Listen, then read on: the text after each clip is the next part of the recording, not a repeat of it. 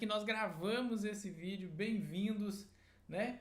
Vamos iniciando mais essa aula aqui. Essa aula de hoje é uma aula teórica voltada para você que vai ser servidor do INSS. Então você que quer ser colega de INSS, manda logo aí vai ter concurso, vou ser servidor, ativa logo aí o modo fé. Afinal de contas, quem tem fé não precisa de sorte. Essa de hoje é a nossa aula 30, tá? Então você que vem acompanhando aí semana após semana, essa de hoje é a nossa aula 30. Salomão, mas não tem ainda 30 aulas, você ainda não falou aí, eu não vi 30 aulas. Olha, a gente vem ministrando, vem gravando essas aulas já desde o finalzinho do ano passado. É uma aula por semana, num ritmo bem bacana, para que você tenha aí tempo de estudar, né, com bastante cuidado, montando o seu caderno, vendo aí os seus resumos, já adiantando as outras matérias também, porque afinal de contas o concurso do INSS não cobra só o direito previdenciário. O que cabe a mim aqui com vocês é tratar do direito previdenciário, claro, né?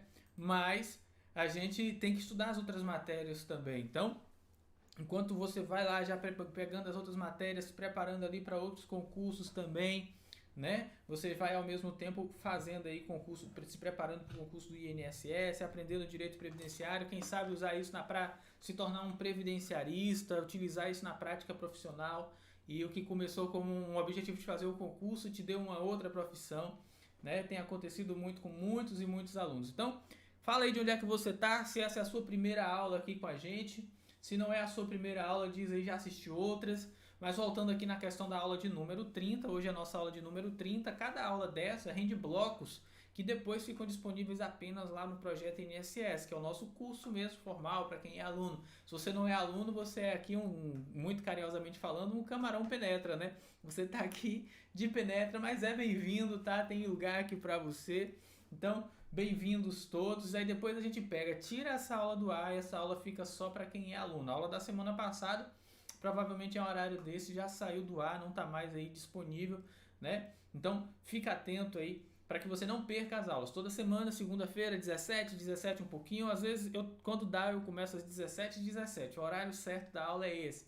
Mas às vezes, como hoje, não deu para começar 100% no horário, porque afinal de contas o dia foi corrido, não consegui. Ah, Salomão, que absurdo! Não, tenha paciência comigo, não fique bravo não. Já pega aí o link, manda para todo mundo aí, compartilha. Hoje nós vamos terminar esse módulo, que é o módulo 4 dentro da nossa plataforma, é onde a gente fala de contribuições previdenciárias. Está totalmente atualizado, de acordo com a reforma da Previdência, de acordo com as mais recentes alterações legislativas, e é um compromisso que eu firmo com você que é meu aluno, de sempre ter material atualizado.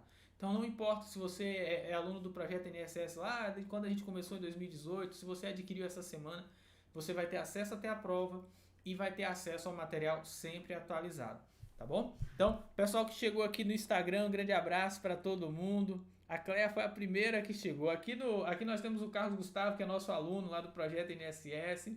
Foi o primeiro a chegar, né? Não vou mandar abraço para todo mundo, que eu já quero começar a aula. Tem muito conteúdo, mas sintam-se aí abraçado. E coloquem aí se é primeira aula, se não é primeira aula, né? Se vocês estão assistindo, se não estão assistindo, se chegou hoje pela primeira vez, tá? E vamos começar hoje falando sobre hipóteses de responsabilização solidária. Na verdade, esse é um tema que até curti uma ou duas falas, a gente já passa para o próximo, mas a gente vai estar tratando desse e de outros temas e fechando esse módulo de contribuições previdenciárias, tá? Então, a partir de agora, hipóteses de responsabilização solidária, um tema extremamente relevante dentro de contribuições para a Previdência Social. Nós já trabalhamos os outros temas antecedentes a esse que você precisa estar dominando, então se você não assistiu ainda na plataforma, volta lá, assista, faça suas anotações, pontue as suas dúvidas. Se for deixar dúvidas, fala: Salomão, no minuto tal, na hora tal, você falou assim, assim, eu não entendi, fiquei com essa dúvida, quis dizer o que com aquilo,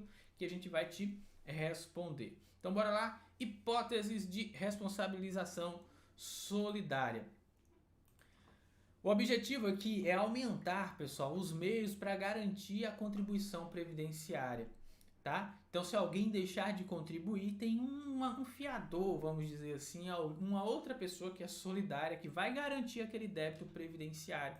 e vai custear a previdência nesse caso. Então, o solidário aqui, o conceito é quando cada devedor responde pela totalidade do débito. Para simplificar, é realmente como se fosse um fiador. Então, eu e você, a gente assume ali uma dívida. Eu vou lá, sei lá, eu compro um carro e você é o meu fiador. Se eu não tiver dinheiro para pagar, você assume a dívida inteira. Então, ser solidário é isso, tá? Responder pela totalidade do débito.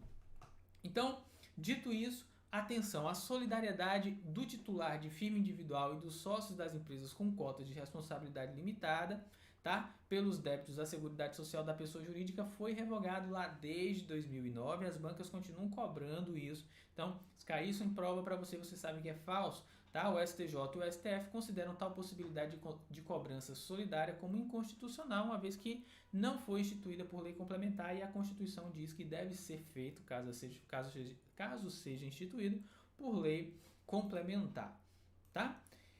Hipótese agora de responsabilização solidária na construção civil. O proprietário, o incorporador, né, o dono de obra ou condômino da unidade imobiliária, qualquer que seja a forma de contratação da construção, reforma ou acréscimo, são solidários, ou seja, respondem de forma igual, tá, com o construtor.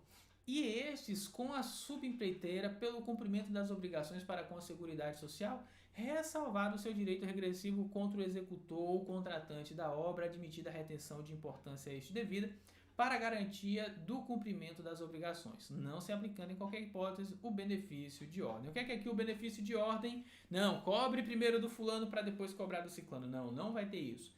Na solidariedade aqui, né, nessas hipóteses de responsabilização, todos podem ser cobrados pelo todo. Se um pagar tudo, vai lá depois entra com ação de regressiva de cobrança, ou seja, vai cobrar aquela pessoa que de fato não fez a contribuição previdenciária. Repito, quando a gente está falando aqui de responsabilização solidária, são hipóteses que a legislação previu para que, caso o titular daquele débito previdenciário ele deixe de pagar, um outro assuma, nesse caso aqui, os devedores solidários.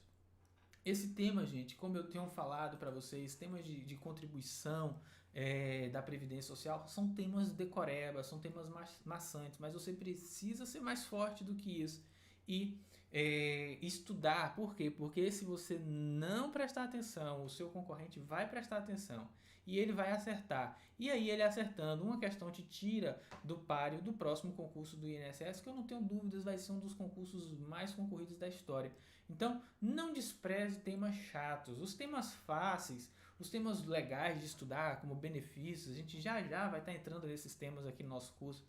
Eles são bons, a gente tira muita sacada, é legal, mas esses aqui as pessoas estudam pouco, então a gente precisa dar uma atenção a esses aspectos, tá? Da contribuição previdenciária, para que tudo saia direitinho, tudo corra bem e aí dê sim para que vocês possam estar entendendo a matéria e aprendendo a matéria cada vez mais, tá? Então a gente viu aí essas hipóteses de responsabilização solidária, né, na construção civil. Continuando aqui, vamos falar do proprietário, do incorporador, joia? Deixa eu só fazer um pequeno ajuste aqui para que o pessoal que está assistindo no YouTube, rapidão, eles fiquem com a câmera não fica, a câmera aqui deu uma travada aqui no ao vivo aqui, deixa eu ver se eu consigo destravar para que fique bonitinho, né? Na hora que ficar lá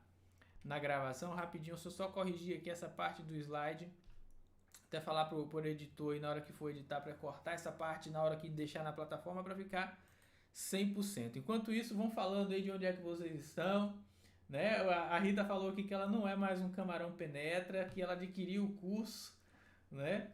Enfim, agora ela não é mais penetra. Bem-vinda, viu, Rita? Tem vários camarões babies como a Rita aqui, né? Isso me deixa muito feliz.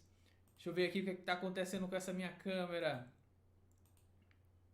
né? Por ela não ter, ela parou aqui, agora vai voltar. Pronto, deu certo. Então, voltando aqui, retomando aqui. Hipótese de responsabilização solidária, construção civil. O proprietário, incorporador, definido na lei, o dono da obra ou condômino da unidade imobiliária, cuja contratação da construção, reforma ou acréscimo não envolva a cessão de obra, de mão de obra, são solidários com o construtor e aqueles, né, com a subempreiteira, pelo cumprimento das obrigações para com a Seguridade Social, ressalvada o seu direito regressivo contra o executor ou contratante da obra e admitida a retenção de importância a este devida para a garantia do cumprimento dessas obrigações, não aplicando em qualquer hipótese o benefício de ordem. Ou seja, aqui é o mesmo texto do artigo 30 que a gente estudou, artigo 30 da 8212, tá? Só que incluiu, deixou expresso aqui que não incluiu, não excluiu, né, da solidariedade quando há cessão de mão de obra, né, nessa empreitada aí. Então, quando tem cessão de mão de obra, não é solidário. Tirando isso, vai ser solidário, todos vão responder pelo débito. Joia? Direito regressivo, então, gente, é o direito de cobrar dos demais envolvidos. O benefício de ordem é cobrar primeiro do responsável originário, tá? No caso aqui, seria cobrar primeiro do construtor, para depois cobrar dos solidários. Só que o artigo foi claro em dizer, o artigo 30 aqui da 8212, junto com o artigo 220 do regulamento, foi claro em dizer que não há essa preferência, né? Não há o benefício de ordem. Então, o benefício de ordem é você cobrar primeiro daquele que é o responsável, para só depois, caso ele não tenha condições de pagar, cobrar dos demais. Tá? Cessão de mão de obra é a colocação à disposição da empresa contratante em suas dependências ou nas de terceiros de trabalhadores que realizem serviços contínuos relacionados ou não com sua atividade fim, quaisquer que seja a natureza e a forma de contratação, inclusive por meio de trabalho temporário. Então, é a colocação à disposição da empresa contratante em suas dependências ou nas de terceiros de trabalhadores que realizem serviços contínuos relacionados ou não com a sua atividade fim. Uma empresa que ele contrata uma outra empresa que dispõe ali de trabalhadores para fazer aquele serviço para eles. Tá? Então, cessão de mão de obra não se aplica a solidariedade em razão da cessão ou empreitada de mão de obra, sendo a empresa contratante a responsável tributária devendo reter, né, 11% do valor bruto da nota fiscal ou fatura de prestação de serviços e recolher em nome da empresa cedente da mão de obra a importância retida até o dia 20 do mês subsequente ao da emissão da respectiva nota fiscal ou fatura ou até o dia útil imediatamente anterior, se não houver expediente bancário naquele dia. Tá? Não se aplica a solidariedade para o comprador de prédio ou unidade imobiliária. O que é que a gente está falando aqui? Só para deixar bem claro, pessoal. Ó, você vai construir a obra lá, vou ter uma empreiteira, vai construir uma determinada obra lá, tem uma construtora, vai construir, ela contrata uma empreiteira para fazer aquela obra, tá? Aí, de repente, o construtor, que é o responsável, o empreiteiro, que ali é o responsável de fazer o recolhimento, não faz o recolhimento para a Previdência Social, desconta dos empregados, mas não repassa para a Previdência Social. A Previdência Social não quer nem saber. Vai descontar, se não descontou, quem eles acharem dinheiro ali, eles vão fazer com que essa pessoa responsável pague, tá? Para essas contribuições serem recolhidas em favor da Seguridade Social, no caso específico da Previdência Social. Então, a solidariedade, em resumo, é isso. Tá? E não se aplica a solidariedade para o comprador do prédio. Então, você dá unidade imobiliária. Então, você foi lá, fez um financiamento, aí chegou lá no final do financiamento, descobriu que quem construiu, quem levantou o prédio, não fez nenhum desconto previdenciário, não repassou nenhuma verba para a Previdência. Nesse caso aqui, quem compra o prédio pode ser solidário, vai responder pelas dívidas previdenciárias, e a resposta é não, tá? Não vai responder por expressa previsão legal. Bom, no caso de mutirão de obra, a gente fez mutirão de obra ali, como é que fica? Não incidem contribuições para a Seguridade Social no caso de construção residencial unifamiliar, ou seja, a construção da família, uma casa para a família toda, desde que destinada a uso próprio, se executada sem mão de obra assalariada, juntou ali todo mundo, por isso que fez um mutirão, né? E se a área total não for superior a 70 metros quadrados. Neste caso, não se aplica a solidariedade também, tá? E a solidariedade agora em relação às empresas de mesmo grupo econômico. As empresas que integram um grupo econômico de qualquer natureza respondem entre si solidariamente pelas obrigações decorrentes desta lei. O que é um grupo econômico? Aquelas empresas tipo a Coca-Cola que detêm diversas outras empresas, elas respondem de forma solidária pelos débitos ali, as dívidas previdenciárias, tá? Conceito de grupo econômico aqui na CLT, artigo 2º, parágrafo 2, diz o seguinte: sempre que uma ou mais empresas, tendo, embora cada uma delas personalidade jurídica própria, estiverem sob a direção, controle e administração de outra, ou ainda quando, mesmo guardando cada uma autonomia, integrem grupo econômico, serão responsáveis solidariamente pelas obrigações decorrentes da relação de emprego. Então, o conceito de grupo econômico está aqui, tá? E toda vez que tem um grupo econômico que uma das empresas não arca com os seus débitos previdenciários, o grupo econômico responde solidariamente, tá? Então agora hipóteses de responsabilização solidária entre gestores dos entes da administração pública indireta. Direito administrativo aí está na ponta da língua. Quando a gente fala que é administração pública indireta, você já deve lembrar aí lá de direito administrativo. Os administradores das autarquias, o INSS é uma autarquia, e fundações públicas criadas e mantidas pelo poder público, de empresas públicas e de sociedades de economia mista sujeitas ao controle da União, dos estados, do Distrito Federal ou dos municípios que se encontrem em mora, ou seja, devendo, por mais de 30 dias, no recolhimento das contribuições previstas desta lei, tornam-se solidariamente responsáveis pelo respectivo pagamento. Ou seja, esses administradores vão ter que arcar do próprio bolso, né, para poder fazer aí essa contribuição, tá? Limitado ao período em que já tinha o poder de gestão, pois se cuida de responsabilidade pessoal. Então imagine que você é o administrador de uma autarquia, a autarquia não repassa as verbas públicas, olha o pepino aí que você terá nas suas costas, você vai responder solidariamente, né,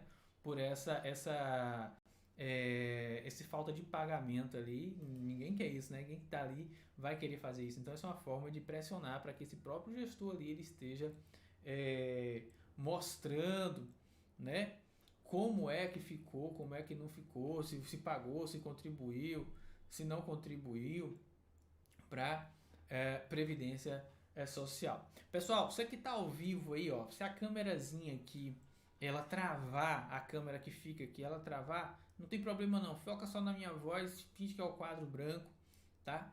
Que vai dar certo, tá? Pra você não ficar aí perdido, a minha voz parada ali, foca na voz, vai olhando, vai ouvindo as explicações e olhando aí o slide, tá? Se aplica apenas nos casos de cessão de obra, tá?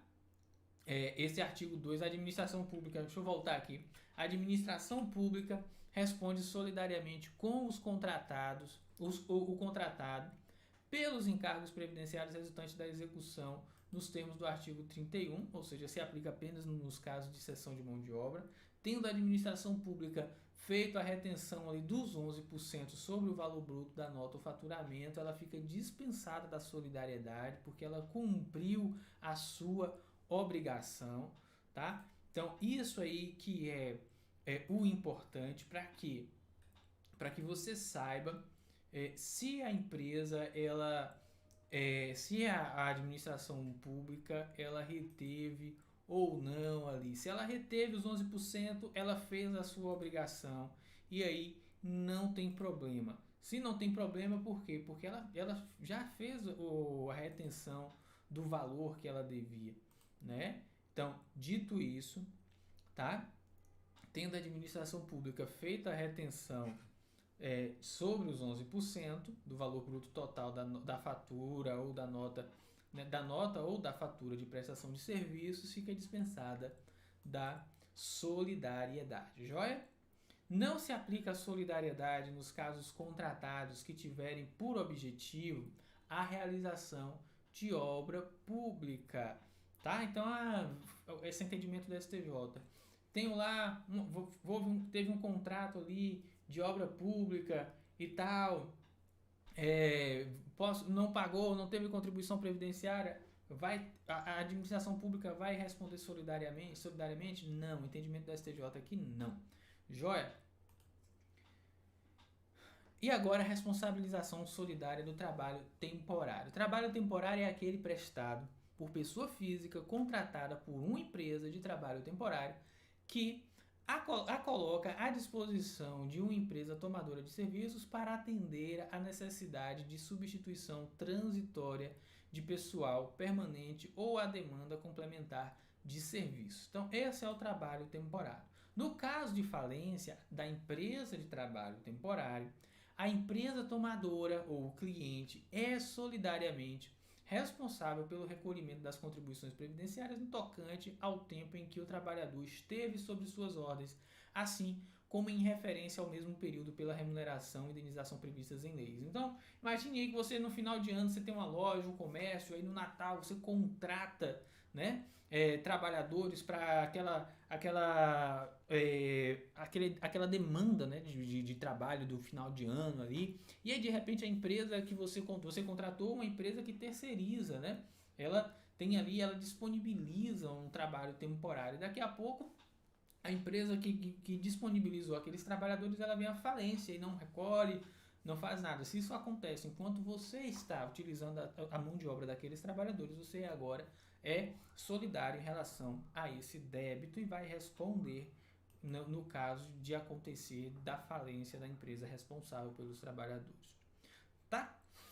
E também temos as hipóteses de responsabilização solidária de cartórios e contratantes, elencadas no artigo 47 da 8212. O artigo 47 ele elenca hipóteses de emissão de certidão negativa, tá? De débito, né, da CND, nós vamos ver isso aqui hoje nessa aula ainda. Caso essa certidão seja emitida em desconformidade com o previsto nesse artigo, acarretará a responsabilidade solidária dos contratantes e do oficial que lavar o registro ou o instrumento, sendo o ato nulo para todos os efeitos, tá? Então, quando ali nós temos um cartório que lavra essa CND, tá? Em desconformidade com o que está previsto no artigo 47, aí você tem que dar uma olhada no artigo 47, mas não se preocupe, a gente vai estudar ele nessa aula aqui ainda. Você vai ver que o oficial do cartório ele passa a ser responsável solidário, como prevê aqui o caput, a cabeça aqui do artigo 47. Agora a gente vai tratar de hipóteses de arrecadação. Quem é o responsável, gente, pelo recolhimento das contribuições previdenciárias? O INSS ele não é mais o responsável por esse recolhimento. Até 2007, o INSS ele era, sim, o responsável, né, pelas arrecadações, fazia tudo. Na verdade, até 2004 ele fazia, 2007 de fato fulminou essa possibilidade. Mas o INSS hoje, o que importa é ele não é mais o responsável pelo recolhimento das contribuições previdenciárias. E com a Lei 11.457 lá de 2007, a tributação, fiscalização, arrecadação, cobrança e recolhimento de todas as contribuições para a Seguridade Social passaram a ser de competência da Super Receita, né? A Secretaria da Receita Federal do Brasil. E aí eu costumo brincar com os meus alunos falando o seguinte, que o INSS ele é um ser de luz, ele não mexe com dinheiro, né? Ele só distribui, mas ele mesmo não mexe com dinheiro. São raras as opções que o INSS ele atua com o dinheiro em si, não recebe contribuições, não emite guia de carnê em regra. A gente vai ver que essa emissão de guia hoje, em regra, o INSS nem faz mais. Só quando, por exemplo, o segurado vai se aposentar, faltam 1, 2 meses, ou agora depois da reforma da Previdência, lá com o novo regulamento, artigo 19E, que nós vamos estudar, o INSS tem que emitir uma guia para complementação, se o segurado solicitar, e aí o INSS emite a guia, o segurado vai lá e paga. Mas tirando isso, o INSS não se envolve mais com essas questões de recolhimento. Agora é tudo com a Secretaria da Receita Federal do Brasil. A dívida ativa, então, nesse caso, passou a ser da União, tá? Pois revogada a capacidade tributária ativa delegada do INSS, está cabendo agora à Procuradoria Federal, a Procuradoria Geral da Fazenda Nacional, a representação judicial da União na cobrança desses créditos. Então não é mais o INSS, não é mais o polo ativo nessas demandas de cobrança, e sim a União. Passamos agora a ações trabalhistas e contribuições previdenciárias. Tópico muito relevante, tá? Sobretudo quando a gente entrar lá em benefícios previdenciários, onde vai ter questões falando, fulano perdeu a qualidade de segurado e aí por ter perdido a qualidade segurada ele entrou com a reclamação trabalhista e lá ficou comprovado que ele tinha um vínculo empregatício com uma determinada empresa. Esse vínculo empregatício ele deve ser reconhecido imediatamente pelo INSS, é isso que a gente vai tratar aqui, tá? Embora esteja aqui em contribuições, lá na frente vai ter repercussão esse tema. Artigo 43 da 8212 diz que nas ações trabalhistas que resultar o pagamento de direitos sujeitos à incidência de contribuição previdenciária, o juiz, sob pena de responsabilidade, determinará de imediato o recolhimento das importâncias devidas à Seguridade Social. Ou seja, se numa ação trabalhista tem lá uma sentença, e essa sentença condena a verbas previdenciárias, tem lá salário de contribuição no meio envolvido, que não é só indenização, o juiz já tem que determinar nessa sentença que determine parte daquele valor, qual é o montante que deve ser destinado à Previdência Social. Não o montante do segurado, mas o montante que a empresa deve pagar à Previdência a título de contribuição previdenciária da cota patronal. Nas sentenças judiciais ou nos acordos homologados em que não figurarem discriminadamente as parcelas legais relativas a contribuições sociais, essas incidirão sobre o valor total apurado em liquidação de sentença ou sobre o valor total do acordo homologado. Então, o advogado da parte vencedora não quer que seja pago o INSS em cima do valor todo, quer que seja pago em cima das próprias parcelas referentes ao INSS. Então, nessa hora aí, o advogado trabalhista que tem que ficar esperto e falar, ó, as verbas são essas, ó, doutor, faça aí menção das verbas e tal, para que não seja cobrada sobre o todo. Súmula vinculante 53 do STF diz que a competência da Justiça do Trabalho prevista no artigo 114.8 da Constituição Federal alcança a execução de ofício das contribuições previdenciárias relativas ao objeto da condenação constante das sentenças que proferir e acordos por elas homologar. Na hipótese de o acordo ter sido celebrado depois de proferida a decisão de mérito, a contribuição será calculada com base no valor do acordo. Aqui tem um detalhe, tá? O termo que for lavrado, ele não valerá como decisão irrecorrível para a Previdência Social quanto às contribuições que lhe forem devidas nos termos do artigo 831 lá da CLT, pois os créditos tributários não poderão ser transicionados, ou seja, acordados livremente por particulares à margem da primazia do interesse público. Aqui é o seguinte, se você entenda, olha aqui para mim. O INSS, ele é parte, né, dentro do processo ali. Na verdade, ele não é parte dentro do processo trabalhista, mas as verbas previdenciárias interessam à Fazenda Pública, porque são verbas que vão ali para o cofre da Previdência Social para ser usadas para pagar os benefícios previdenciários. Pois bem, então imagina aí uma situação em que o segurado ele ganhou lá uma ação e o juiz determina que 20 mil reais, 30 mil reais vai ser a base de cálculo para as contribuições previdenciárias. Só que tem um detalhe nas ações trabalhistas, mesmo depois que tem sentença, pode ser feito um acordo entre as partes. Então, digamos que o juiz condenou lá o empregador a pagar 50 mil reais. Dos 50 mil reais, 30 mil eram verbas que eram base de cálculo para contribuições previdenciárias. Aí tá bom. Aí o empregador chegou e falou assim, olha, 50 mil para mim e pagar para você vai demorar muito. Que tal eu te pago aqui 35 e não se fala mais nisso? Aí a parte precisando do dinheiro, não, tudo bem, 35, tá bom, vamos acertar aqui. Só que, olha o prejuízo que a Previdência vai tomar. Por quê? Porque vamos colocar aqui 50% para facilitar. Antes era 50 mil, 25 mil eram verbas passíveis de contribuição previdenciária. Então 50%. Se você pegar agora o novo acordo, 35 mil, e dividir, botar desses 35 mil, só 50% que vai ser verba passível de contribuição previdenciária. Você vai ter 17,5 só, e não 30. Só nessa brincadeira aí a Previdência perdeu 12.500 para recolhimento. Então, o que o artigo aqui está trazendo para a gente, para que você entenda, é o seguinte, ó. Ele está falando assim, olha aqui no primeiro parágrafo aqui. Na hipótese de o acordo ter sido celebrado depois de proferida a decisão, a contribuição será calculada com base no valor do acordo, ou seja, o acordo caiu de 50 mil para 35 mil e o INSS, a contribuição previdenciária seria metade do valor, né? Que antes era de 25 mil, caiu. Na verdade, caiu de 25 mil para 17.500. Então, não foi 12 mil, foi aí 7.500. Né, que o INSS perdeu, mas perdeu, que na verdade a Previdência perdeu. Cabe ressaltar que o artigo 832 impõe nas reclamações trabalhistas, salvo hipótese de o pedido de ação liminar se expressamente ao recolhimento de verbas de natureza exclusivamente indenizatória, a parcela referente às verbas de natureza remuneratória não poderá ter como base valor inferior. Antes da gente entrar nesse tema aqui, deixa eu só para não cortar o raciocínio, voltando aqui no exemplo, pessoal. Então, houve um acordo, no acordo o valor diminuiu para a Previdência Social. O INSS, através do Procurador-Geral lá, vai poder fazer depois uma ação questionando, não, era 25, o valor total da condenação dessa sentença foi sobre 50 mil, 25 mil eram verbas previdenciárias, passíveis de contribuição previdenciária.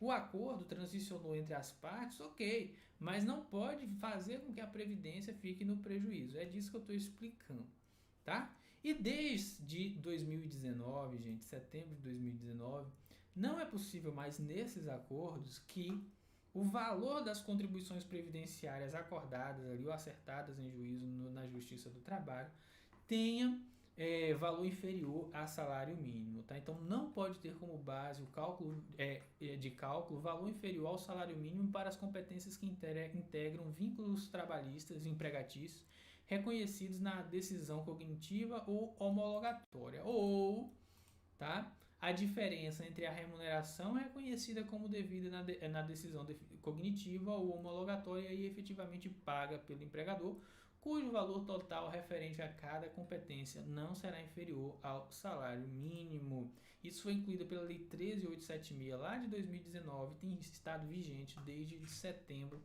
de 2019. Na prática, a menor contribuição previdenciária decorrente de ação trabalhista deve ser de pelo menos um salário mínimo, inclusive para o segurado empregado. Joia?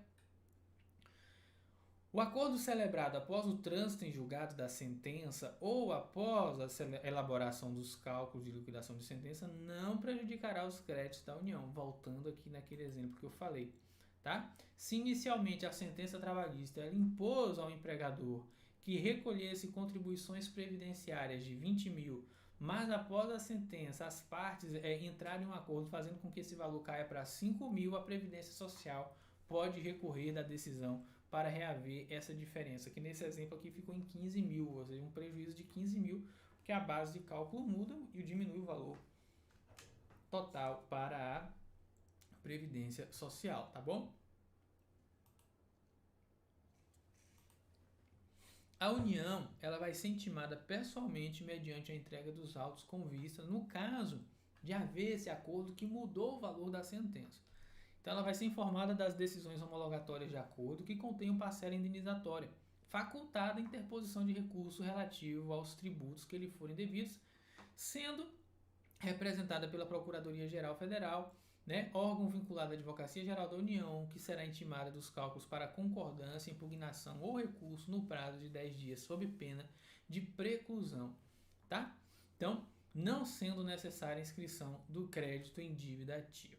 E atenção, a ação trabalhista não obriga o INSS a reconhecer o tempo contributivo respectivo, tá? Isso acontece, né? A gente entende que o legislador percebe que na Justiça do Trabalho podem ser homologados acordos entre partes que de fato não existiu no mundo real, né? Então, é muito comum na justiça o empregado botar o empregador na justiça ali, e ali eles fazem um acordo, o empregador sabe que ele tem razão, mas para evitar dor de cabeça ele faz um acordo, reconhece, paga o que tem que pagar e manda embora. Ou às vezes, muitas vezes acontece isso, de ser um vínculo simulado. O empregador simula, o empregado simula uma ação trabalhista com o empregador para que haja ali a geração daquele vínculo via Justiça do Trabalho. E aí se isso já fosse averbado automaticamente, se já fosse considerado automaticamente pelo INSS, isso estaria um prejuízo muito grande aos cofres públicos, tá? Artigo 55, parágrafo 3º da 8213 diz que a comprovação do tempo de serviço para os efeitos dessa lei, inclusive mediante justificação administrativa ou judicial, conforme o disposto no artigo 108, só produzirá efeito quando baseada em indício de prova material, não sendo admitida a prova exclusivamente testemunhal, que pode acontecer na Justiça do Trabalho, salvo na ocorrência de motivo de força maior, caso fortuito, conforme disposto no regulamento. tá? Uma outra justificativa, nós vamos estudar isso mais para frente no curso, é que o INSS não foi parte naquela ação trabalhista. Então precisa comprovar no INSS que de fato aquele vínculo existiu, apresentando toda a documentação.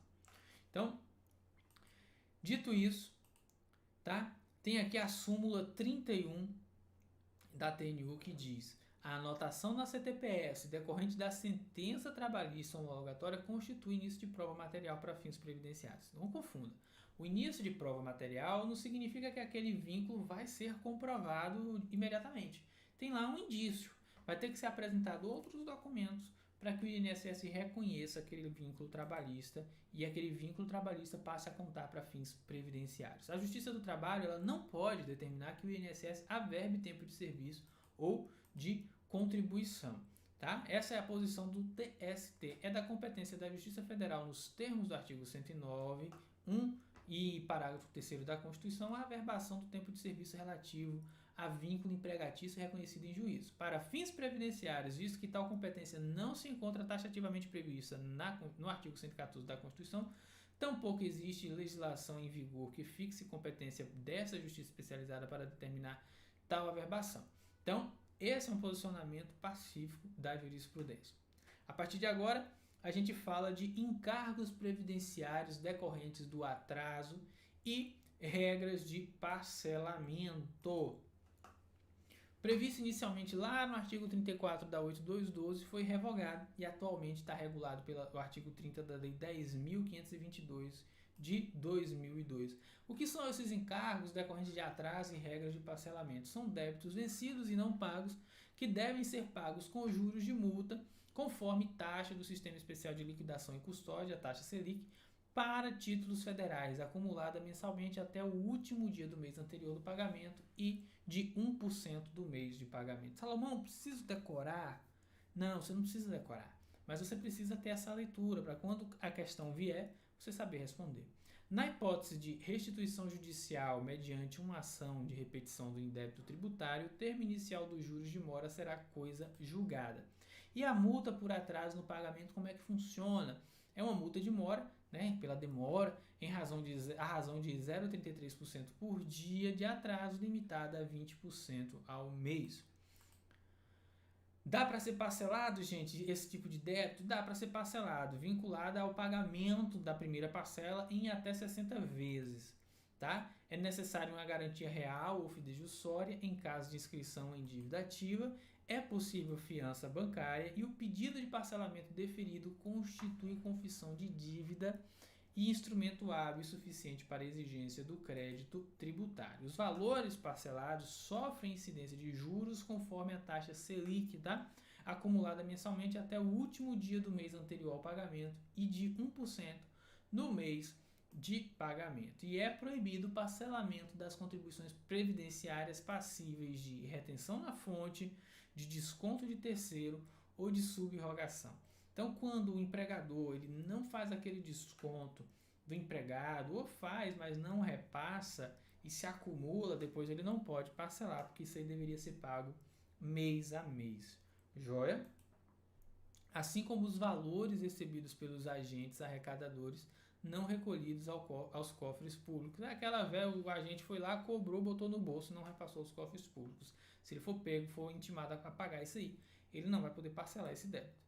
Pessoa jurídica com falência ou com insolvência civil decretada também não poderá parcelar. Por quê? Porque é uma pessoa mal pagadora, né? Já está em falência ali, já tem risco. Ela já está falida, ainda vai botar ela para parcelar, você vai estar dando ali um atestado de que provavelmente não vai ser pago. Não é verdade? Reparcelamento é possível, condicionado ao pagamento da primeira parcela no valor equivalente a 10% do total dos débitos consolidados ou de 20% do total dos débitos consolidados, caso haja débito com histórico de reparcelamento anterior. Então, reparcelou a primeira vez? Sim, vou reparcelar. A primeira parcela vai ter que ser no valor de 10% da dívida total. Reparcelou a primeira vez, não conseguiu pagar, precisa reparcelar a segunda. Pode reparcelar? Pode. Mas aí agora a primeira parcela desse segundo reparcelamento vai ter que ser no valor de 20% da dívida total. É possível, gente, o parcelamento mesmo nos casos de condenados por crimes contra a Previdência Social. tá? As contribuições dos segurados e das empresas passíveis de retenção na fonte, se essa não realizada, também não poderão ser parceladas. E aqui, a Lei 10.666, lá de 93, ela diz que não poderão ser objeto de parcelamento as contribuições descontadas dos empregados, inclusive dos domésticos, dos trabalhadores avulsos e contribuintes individuais, decorrentes da subrogação e as demais importâncias descontadas na forma da legislação previdenciária. Tá? As contribuições sociais previstas nas alíneas A, B e C do parágrafo único do artigo 11 desta lei, as contribuições instituídas a título de substituição e as contribuições devidas a terceiros somente poderão ser restituídas ou compensadas nas hipóteses de pagamento ou recolhimento indevido ou maior que o devido nos termos e condições estabelecidos pela Secretaria da Receita Federal do Brasil. Veja, aqui nós já estamos falando de restituição e compensação. Pagou 2 vezes o mesmo mês, quer ser restituído, pode ser restituído, ou compensado, mas tem que seguir o regulamento vigente, tá? O valor a ser restituído será acrescido de juros pela taxa Selic acumulada mensalmente até o mês anterior à restituição, bem como de 1% no mês da sua efetivação, na hipótese de restituição judicial mediante uma ação de repetição do indébito tributário, o termo inicial dos juros de mora será a coisa julgada. Talvez você fale, Salomão, não estou conseguindo visualizar isso daí, como é que tá, como é que funciona? Imagina aquela situação do segurado que pagou errado a contribuição como segurado facultativo, na contribuição de 5%, mas ela tinha renda, o INSS não reconheceu, foi para a justiça também não reconheceu, e aí pagou, e a União vai ficar com aquele dinheiro, pode pedir a restituição, tá? E aí vai ser devolvido com correção monetária, com juros, né? Da mesma forma, quando a pessoa está devendo, ela paga com juros, quando aí a União que está devendo porque recolheu, a pessoa pagou errado, né? Ela devolve também com juros. Caso o titular do direito, gente, ele tem de restituição, possua débitos exigíveis perante a União, o valor a ser restituído será compensado total ou parcialmente a fim de extingui-lo. Então é aquele caso, eu devo para a União, tenho uma dívida lá com a União, mas paguei errado um determinado carnê, alguma coisa assim, de previdência social, paguei valor a mais do que devia, contribuí, pagou acima do teto, por exemplo, né? Trabalhava em 2 empresas, pagou acima do teto. E aí eu vou lá para tentar a restituição. Quando chego lá, a Receita bate no sistema lá e fala, eu te devo 3.000, mas você me deve 2. Então eu vou te dar aqui só 1.000 e os 2.000 a gente abate aqui. Fim de papo. E assim funciona. Bom, qual é o prazo prescricional, né? O prazo que a pessoa tem para solicitar aí a compensação dessas contribuições. A restituição e a compensação de valores recolhidos indevidamente observados, os termos e as condições estabelecidos pela Secretaria Especial da Receita Federal. Deixa eu ler direito. A restituição e a compensação de valores recolhidos indevidamente observarão os termos e as condições estabelecidas pela Secretaria Especial da Receita Federal do Brasil. O regulamento previa ali no artigo 53 que o direito de pleitear restituição ou de realizar compensação de contribuições ou outras importâncias extingue-se em 5 anos contados da data do pagamento ou do recolhimento indevido ou em que se tornar definitiva a decisão administrativa ou passar em julgada a sentença judicial que tenha reformado, anulado ou revogado a decisão condenatória. A Lei 823 ela continua prevendo esse prazo ainda de 5 anos, embora tenha sido revogado aqui do regulamento, esse texto ainda está sendo aplicado. Tá? Olha aqui o artigo 103. Prescreve em 5 anos a contar da data em que deveriam ter sido pagas toda e qualquer ação para haver prestações vencidas ou quaisquer restituições ou diferenças devidas pela Previdência Social, salvo o direito de menores incapazes e ausentes. Então, é 5 anos. Você pagou mal, pagou errado, tem que ficar esperto. Você tem 5 anos para requerer a restituição desses valores, tá? A empresa ela será reembolsada pelo pagamento do valor bruto do salário maternidade até o valor do subsídio dos ministros do STF, incluída a gratificação natalina proporcional ao período da correspondente licença e das cotas do salário família pagas aos segurados a seu serviço mediante dedução do respectivo valor no ato do recolhimento das contribuições devidas. Isso aqui é o seguinte, o empregador, quando tem uma empregada, ela sai para ganhar neném, o valor que ela recebe acima do teto, quem paga, na verdade, o valor inteiro do salário maternidade da empregada, quem paga é o empregador. Só que ele não paga do bolso dele. Vai haver ali uma compensação. Ele vai pagar inicialmente, porque ele já tem ali toda a estrutura para fazer o pagamento, e na hora que ele for pagar a cota patronal, os créditos tributários previdenciários dele, que ele for verter as suas contribuições, faz então o abatimento.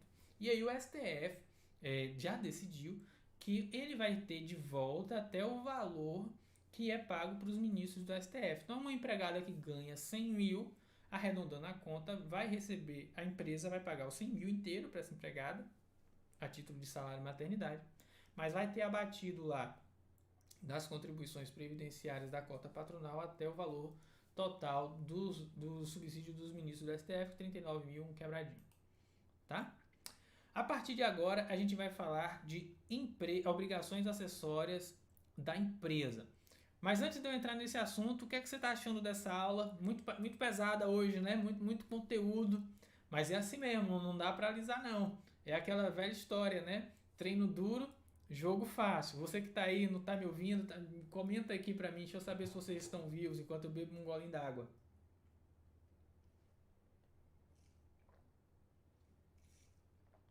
Vocês hoje estão quietos, estão interagindo pouco, a aula tá ruim, vocês só estão deixando rolar aí, né? Mas eu espero que o conteúdo seja de qualidade para vocês, tá? Comentem aqui, vocês que estão no YouTube aí, o Carlos, a Meire, né, o Son Gohan, vai comentando aí, quem tiver ao vivo aí no Instagram, comenta também, só para fingir que não tô sozinho, vocês não estão me deixando sozinho. Obrigações acessórias das empresas. Vamos tratar desse tema agora.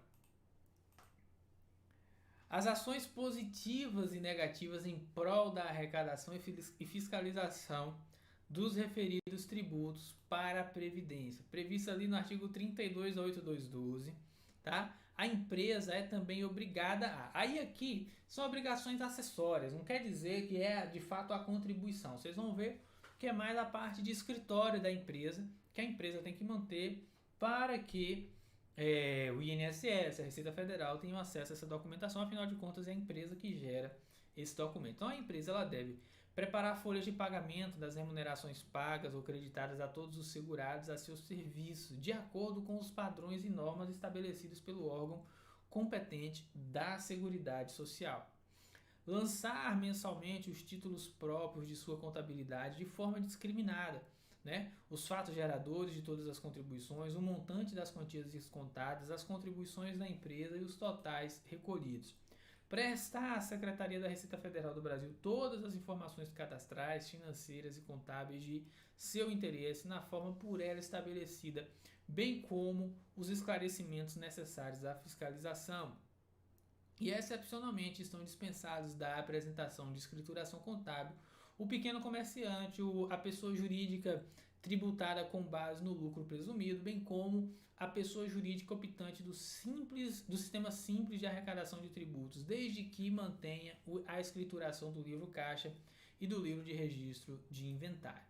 Ademais, a empresa ela é obrigada a declarar a receita e ao Conselho Curador do Fundo de Garantia, né, do FGTS, na forma e prazo e condições estabelecidas por esses órgãos, dados relacionados a fatos geradores, base de cálculo e valores devidos da contribuição previdenciária e outras informações de interesse do INSS ou do Conselho Curador do FGTS. Então você vê que essa parte aqui é parte bem contábil mesmo que as empresas devem fazer em relação à previdência, em relação às contribuições. Não é a contribuição em si, tá? Mas vai ter que fazer.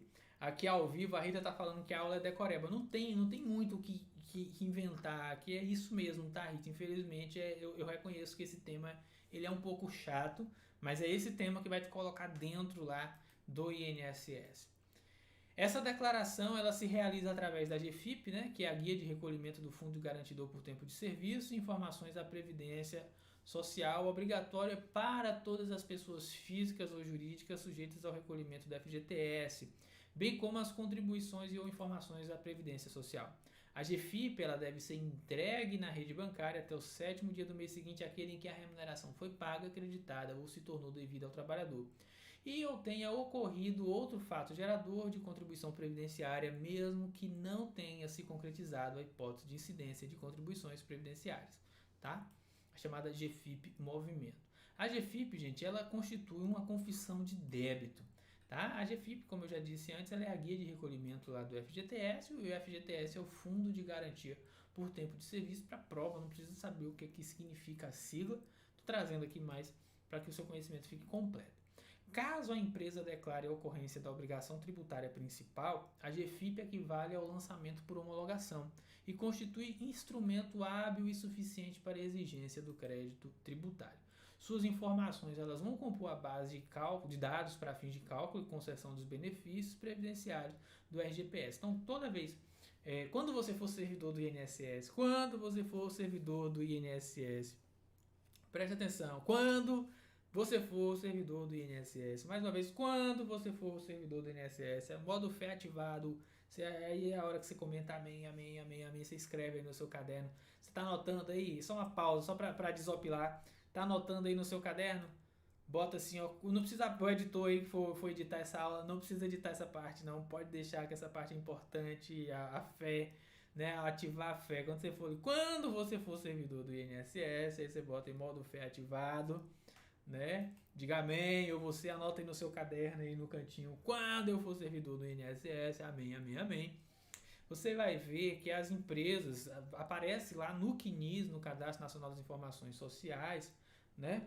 Aparece lá que o recolhimento foi por GFIP, indicando que foi recolhimento feito por empresas. Tá? Isso vai ser algo bem comum na sua rotina de servidor do INSS. Então essas informações elas compõem a base de cálculo para os serviços e benefícios do INSS. Quando fala que é RGPS, você sabe que são os benefícios pagos pelo RGPS, né? A não apresentação da GFIP ou a declaração com incorreções sujeitará a empresa às penalidades pecuniárias previstas no artigo 32 e a GFIP ela é dispensável para o contribuinte individual sem segurado que ele preste serviço. O segurado especial, as obrigações públicas em relação aos servidores estatutários, filiados a regime próprio de previdência social, o empregador doméstico e o segurado facultativo. Então, ela é dispensada para quem? Novamente, a GFIP é dispensada para o contribuinte individual sem segurado que ele preste serviço, é dispensável para o segurado especial, é dispensável para os órgãos públicos em relação aos servidores estatutários filiados ao regime próprio de previdência social e também é dispensável no caso do empregador doméstico e segurado facultativo, tá?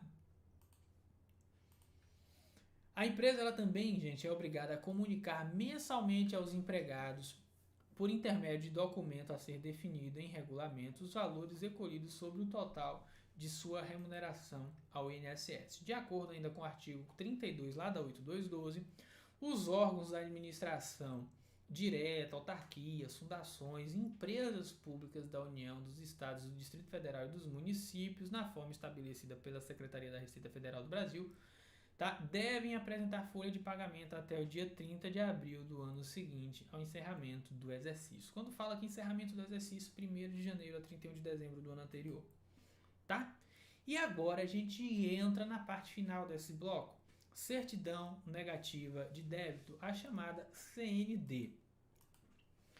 Segundo Frederico Amado, grande mestre do direito previdenciário, a certidão negativa de débito, esse conceito é dele, né? Da Seguridade Social, é um ato administrativo que comprova a inexistência de débitos perante a União, com prazo de validade de até 180 dias, tendo sido unificada para todos os tributos federais arrecadados pela Receita Federal. Ou seja, a CND é uma certidão de débito negativo de débito que diz ali, ó, tem débito com a Seguridade Social em relação à Previdência Social, tem débito com a Previdência, não tem débito com a Previdência, isso vai ter alguns impactos práticos, tá? É exigida a CND fornecida pelo órgão competente nos seguintes casos, para a empresa, né? Na contratação com o poder público e no recebimento de benefícios ou incentivos fiscais ou creditícios concedido por ele, ou seja, se tem CND, né, positivo, ou seja, a CND tem que ser negativo no sentido de não haver débito. Se é positivo, tem débito, aí não vai poder contratar com o poder público, vai ficar limitado. na alienação ou oneração de qualquer título de bem, imóvel ou direito a ele relativo. A alienação é venda, né? Vai lá vender, tem que estar certinho, não pode ter débitos ali com essa previdência, com a previdência. Então, em relação à empresa. Na alienação ou oneração a qualquer título de bem ou imóvel de valor superior a R$ 66.414,20, isso para 2021, incorporado ao ano ativo permanente da empresa. Eu vou pedir você que está assistindo essa aula na plataforma, eu vou pedir uma ajuda nesse momento, tá? Se já, Salomão, já é 2034, não teve concurso do INSS, misericórdia, não importa, a gente vai estar sempre atualizando aqui o conteúdo. Se esse dado ou qualquer outro dado que você passar e falar, Salomão, ó, aquele número ali tá errado, o número já mudou, me ajuda, tá? O conteúdo é muito extenso, a gente está aqui na 30ª aula, ainda tem mais 30 aí pela frente. Então, se você vê um dado desse que está desatualizado, comenta aqui, que aí você nos lembra, ó, tem esse dado aqui que precisa atualizar, isso vale para o curso todo. Aqui o curso é nosso, né? Você me ajuda, eu te ajudo. Você que está assistindo ao vivo, isso não faz tanto sentido, mas para quem está assistindo gravado na plataforma, embaixo aqui, de onde você assiste a aula, né? Você tem os dados que são esses números, os valores mudados ano a ano e tal. Para que a gente não precise gravar uma aula inteira, a gente altera só esses dados. Quando a modificação ela é muito expressiva dentro do conteúdo, a gente grava a aula toda, tá? Mas isso você já sabe, né? Então, a certidão de débito, né, em relação à empresa ainda, no registro ou arquivamento no órgão próprio de ato relativo a baixa ou redução de capital de firma individual, redução de capital social, cisão total ou parcial, transformação ou extinção de entidade ou sociedade comercial ou civil e transferência de controle de cotas de sociedade de responsabilidade limitada também vai precisar de CND. Em relação ao proprietário, pessoa física ou jurídica de obra de construção, quando de sua averbação no registro de imóvel. Fez lá a construção, construiu o seu prédio, você agora é servidor do INSS, rico, milionário, né? E aí, o que é que acontece? Você construiu o seu prédio, seu condomínio, na hora que você vai lá fazer a averbação no registro de imóvel, tem que ter a CND, tem que mostrar que pagou todo mundo. O Sr. Gohan está falando aqui, sempre presente aqui, ele está falando aqui ao vivo que no concurso de 2012, no concurso que eu fiz para o INSS, caiu uma questão dessa. E uma questão dessa, às vezes a gente estuda aqui, né, a gente está fazendo, acho que a 6ª aula desse tema de contribuições. Às vezes você estuda essas aulas todas para cair uma questão. E se cai uma questão e você não sabe responder e o outro concorrente sabe, você perde a vaga, né? Então, não cai nessa bobagem, segue firme aí. Quero lembrar também que a CF, né, a Constituição, no parágrafo 3º do artigo 195, diz que a pessoa jurídica em débito com o sistema de seguridade social, como estabelecido em lei, não poderá contratar com o poder público nem dele receber benefícios ou incentivos fiscais, tá? Independente de prova de existência de débito, nós vamos ter a lavratura, independe, né, de prova de existência de débito, a lavratura ou assinatura de instrumento ou ato ou contrato, perdão, que constitua a ratificação ou efetivação de outro anterior para o qual já foi feita a prova. A constituição de garantia para concessão de crédito rural em qualquer de suas modalidades por instituição de crédito público ou privada, desde que o contribuinte referido no artigo 25 não seja responsável direto pelo recolhimento de contribuições sobre a sua produção para a Seguridade Social. A averbação prevista no inciso 2 deste artigo relativa a imóvel cuja construção tenha sido concluída antes de 22 de novembro de 66 e o recebimento pelos municípios de transferência de recursos destinados a ações de assistência social, educação, saúde e em caso de calamidade pública, e ainda a averbação da construção civil localizada em área objeto de regularização fundiária de interesse social. Gente, com isso nós fechamos, graças a Deus, esse que eu considero um dos módulos mais pesados, no sentido de ser chato mesmo, porque ele é muito denso e tem muita coisa decoreba, tá? Pra gente poder tratar nessas aulas. E eu preciso que você seja forte o suficiente, que você, né, tenha força na peruca e não desista, nem pule essas aulas. Volte, assista elas mais vezes, anote, veja quais são as suas dúvidas, porque com certeza essa aula ela vai fazer diferença na sua aprovação. Um detalhe é, semana que vem vamos trazer um bloco de questões para revisar esse módulo. Aqui nós estamos gravando ao vivo o nosso curso teórico, tá? Voltado para o concurso do INSS toda segunda-feira. Não tem questões, tá? No curso teórico não tem questões, você pode comprar separado. O curso de questões e o curso teórico. Mas semana que vem nós vamos dar esse bônus para vocês que estão aqui assistindo e vamos revisar. Então, pega o material, as suas anotações, revisa, tá? Entra lá no grupo de alunos aberto, que está no Telegram, grupo aberto para o concurso do INSS. Eu vou postar essas questões lá para vocês responderem antecipadamente. Devo postar no sábado ou no domingo. Então, quem não está nesse grupo ainda, entra lá no grupo, porque eu vou botar o PDF lá, e aí você vai fazer esse simulado com essas questões referentes a esse módulo que a gente acabou de estudar. Nós estamos fechando aqui o módulo 4, tá?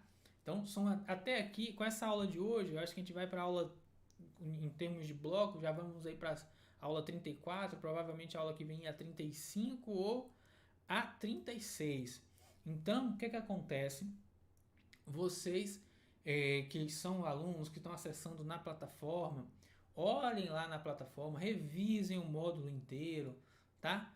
Para que vocês cheguem afiados. Tem que ter aí essa revisão. Eu vou trazer alguns convidados depois aqui para a gente falar de técnicas de estudo, para ajudar vocês aí na organização dos estudos, mas a gente já fala muito disso dentro da plataforma, eu já ensino vocês dentro da plataforma como é que vocês devem estudar, desde lá do módulo 1, na verdade? Então, vocês que são alunos. Você quer camarão penetra, você não tem essas vantagens, tá? Você perdeu. Mas quem é aluno lá da plataforma, do projeto INSS, tem. E eu quero mostrar para vocês aqui, que é o seguinte, até onde as aulas já estão efetivamente atualizadas, gravadas, como estão disponíveis aqui na plataforma para vocês. Tá? Só um segundinho para que vocês vejam aqui. Quem está no Instagram não vai conseguir ver, por quê? Porque eu estou mostrando a tela do meu computador aqui no YouTube. Tá? Só um segundinho, enquanto carrega aqui, para que os alunos aí fiquem já sabendo em que pé estão essas aulas aí. Vamos lá. Então, para você que está ao vivo aí, olha, a gente começou só fazendo aqui uma recapitulação, né? Já tratamos aqui o módulo 2, onde a gente começa efetivamente com conteúdo.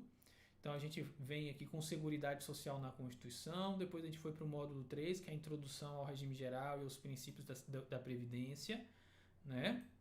Depois a gente vai para o módulo 4, que na verdade, eu estava achando que era o módulo 4 esse, né? Não, no módulo 4 a gente trata de cada um dos segurados, qualificação dos segurados, relevantíssimo para quando a gente chegar em benefícios. Depois a gente teve o módulo 5, salário de contribuição, tá? Onde a gente trabalhou quais são as verbas que integram, quais são as verbas que não integram. E agora a gente vai fechando aqui o módulo 6. Então, essas aulas aqui elas vão ser enumeradas, porque com a reforma da Previdência, com o novo regulamento, essas aulas elas mudaram de lugar, porque teve mais conteúdo. Eu tive que atualizar o curso colocando mais conteúdo dentro, né? O conteúdo aumentou, tá? E a gente está cobrindo todo o edital de 2016. Então, aqui, essa aula aqui, Contribuições Substitutivas da Cota Patronal, ela foi a aula 29. A gente nem está enumerando mais para facilitar a nossa vida na plataforma, mas você recebe dentro da comunidade uma planilha atualizada com a numeração das aulas. Tá? Então aqui agora, com essa aula de hoje, a gente vai cortar em uns 2, 3 ou 4 blocos, dependendo dos assuntos, a gente já vai aí para a aula 34, 35, talvez até 36. Então eu espero que vocês tenham gostado. Tá? Quem quiser participar dos grupos, quem está no Instagram, o link está na minha bio. Entra lá na minha bio no Instagram, o link está lá. Quem está aqui no YouTube, olha aqui na descrição, tá bom? É importante você entrar lá no grupo de estudos para o concurso do INSS. O grupo é gratuito, eu participo pouco do grupo, mas tem outras pessoas que estão na mesma vibe que vocês. Então, assim, se você focar nessa galera que os camarões do apocalipse, né? não vai ter concurso. Ó, presta atenção no que eu vou falar aqui para vocês. É muito importante que vocês andem com pessoas que comungam, que têm os mesmos objetivos que vocês. Se você andar com gente negativa, se você andar com gente que não acredita no concurso do INSS, que a reforma administrativa é isso, foca só no problema. A gente sabe dos problemas, a gente sabe que tem aí uma reforma administrativa possível, mas é como eu digo, depois o pessoal sempre comenta, eu falo assim, esse ovo tá no toba da galinha, como a gente fala aqui na minha Bahia, esse ovo tá lá, tá no galo ainda, um espermatozoide de tão precoce que tá, e o pessoal já tá sofrendo com isso. Não se preocupe com isso.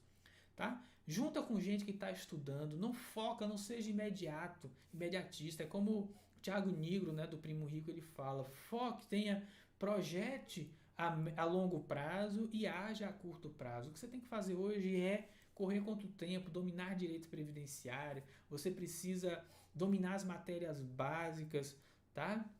Eu vou até deixar aqui no link aqui no vídeo o curso que eu realmente recomendo, que é o do Direção Concurso, mas você pode adquirir qualquer outro. Tenha em mente que você tem que adquirir, no caso, você quer passar para o concurso do INSS. Um concurso sem previsão, tá, gente? Bora ser honesto.